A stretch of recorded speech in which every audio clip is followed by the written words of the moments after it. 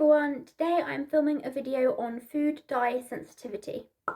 Now, food dye sensitivity is where food dyes can trigger neurological and psychiatric reactions. It's common in people with Tourette syndrome, ADHD, PANDAS, PANS and related conditions, but may also occur in people who are not aware that they have any condition. Some people who haven't experienced it may think that the concept of food dyes affecting the brain is quite hippy-dippy, but the science shows otherwise. A £1 million study funded by the Food Standards Agency here in the UK, done at Southampton University, assessed the effect that food dyes had on 3-year-olds and 8-year-olds, and the findings suggested that the consumption of food dyes, along with sodium benzoate, I believe, did trigger ADHD-like symptoms such as impulsivity and a lack of concentration. The findings of the study led to 6 food dyes being banned here in the UK, and these are termed the Southampton 6. And as well as this, the European Parliament ensured that foods with these food dyes and additives in had a warning on them about how they could affect people's children's behaviour and attention. But again, it may not just be children, because some people probably do not grow out of their food dye sensitivity. Brain imaging studies at Amen clinics show that when food dyes are consumed by a sensitive individual, the activity in the brain increases. A teenager who is sensitive to red dye 40 had a SPECT brain scan before and after consumption. His reaction to the food dyes was aggression, and when he was scanned after consumption, it did show an increase in his brain activity. Chickens. Food dye sensitivities can often trigger aggression, hostility, irritability, rage attacks / meltdowns, and hyperactivity and ADHD-like symptoms. I wrote an entire blog post on the food dyes triggering ADHD-like symptoms, so I will link that in the description down below because there's too much to go into here. But this is something that I believe people should be aware of, because I think there are people out there who have these sort of anger outbursts and meltdowns who may be thought of as naughty or bad people, when it's possible that they actually have a food dye sensitivity triggering the symptoms.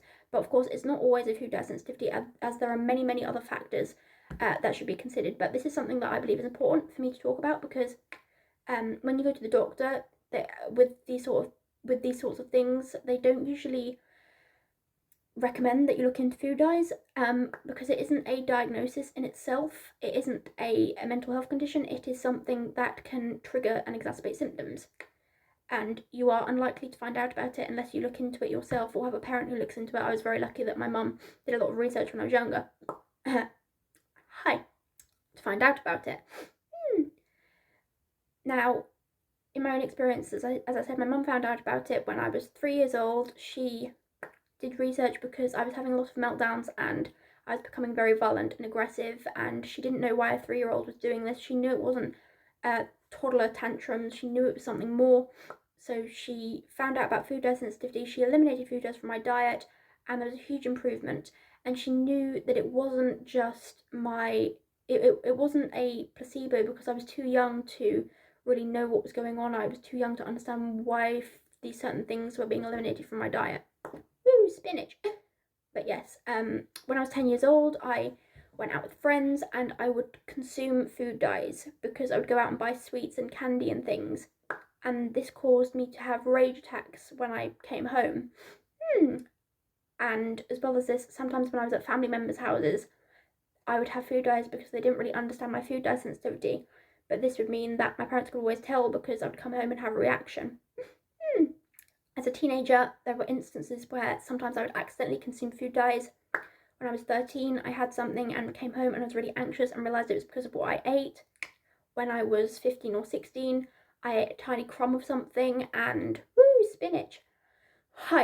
And felt very strange and anxious when I came back. So I realised that must have been what I ate. It must have food dyes in.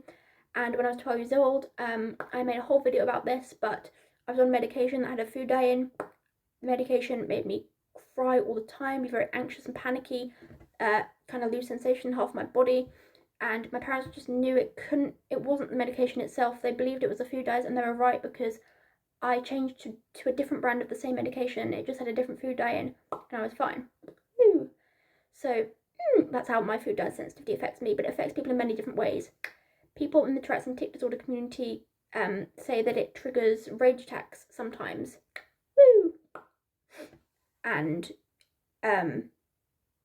like tic attacks and rage attacks are a big thing with food dye sensitivity.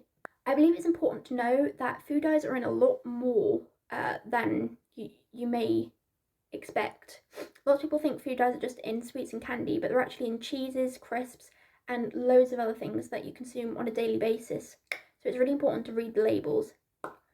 It's also important, if you are trying to rule out a food dye sensitivity, or if you have a food dye sensitivity, to if you know someone with it, to know that people do eat things outside of the home. So when they're with friends or with family, as I said, because I had those sorts of reactions outside the home. But if you're trying to do an elimination diet and somebody is actually eating stuff outside the home, it can make it very difficult. It isn't always artificial dyes either, though. There is a natural food dye called annatto that can trigger these sorts of reactions, and this is from a plant. It's an orange/yellow food dye, but it triggers very severe reactions in some people. So it isn't just the artificial ones, it just depends what the individual is sensitive to, and as it happens to be, many people are sensitive to this natural dye as well. It isn't just neurological and psychiatric reactions, though. Some people do have actual allergic reactions like hives and asthma attacks from food dyes as well.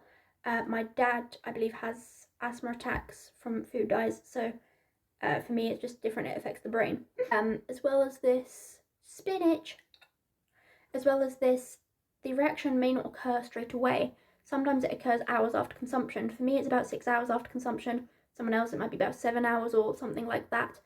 So it isn't always immediate, and my theory about that is it could be like other neurological food sensitivities where a different antibody's involved. That's me theorising because I'm not sure if antibodies are associated with food dye sensitivity, but that's my theory. If it's like the other food sensitivities, it could be something like that, meaning that it's very delayed.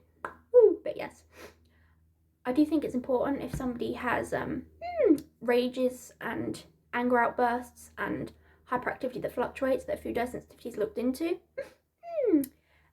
Of course, it isn't going to play a role in every case because there are many different factors to consider, but I believe it's important to look into this because you're not really going to know unless you look into it, and it could be something that changes someone's life. Because if my mum didn't find that I had a food dye sensitivity when I was 3, I would have had a lot more rage attacks and a lot more anxiety in my life than I did. So I think I am very lucky that she found it when I was so young.